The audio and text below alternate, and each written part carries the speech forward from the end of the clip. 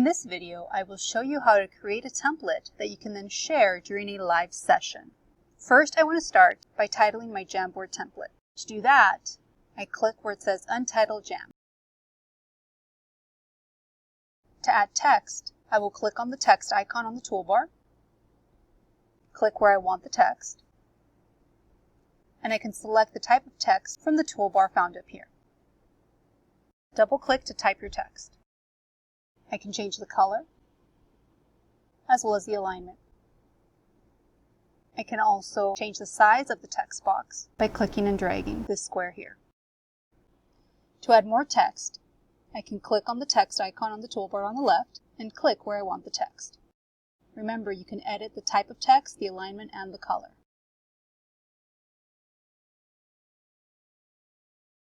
I can duplicate and edit this text box by clicking the three dots and duplicate.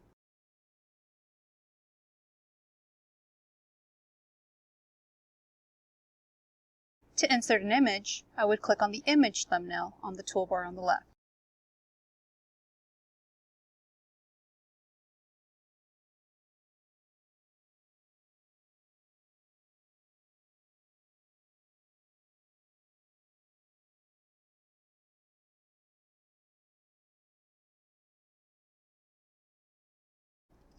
If you'd like, you can add sticky notes that your students can then select, add their name to, and move to their selection. To add the sticky notes, click on the sticky note icon. You can add text if you'd like,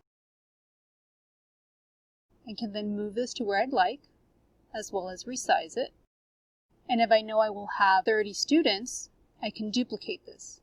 Know that students can insert their own sticky note by clicking the sticky note icon. However, doing this will make it easier for students to grab a sticky, double-click it, edit it, and then drag it towards their selection. You can even add your individual students' names to each sticky note so they know which sticky note to grab. Since I want to use this template during a live session, I want to update the share settings. To do that, click on the Share button on the upper right.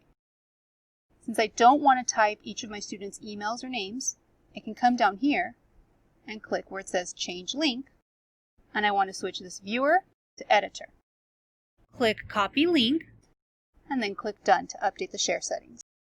Next, I want to go into my Google Meet session, then open the chat, and paste the link here. Those in your Meet session can then click on the link to open the Jamboard. When you go back to your Jamboard, you can see who is currently on it. You can also see their Google icons wherever it is that they are on the Jamboard, as well as see what they do live. Once you and your students are done with this activity, be sure to update the share settings so that no other changes are made. To do that, click on the Share button, click on Change. We're going to click on this drop down here and change it to Restricted. Next, click Done. Students will then see a message that their access has expired and they can no longer make changes to this Jamboard.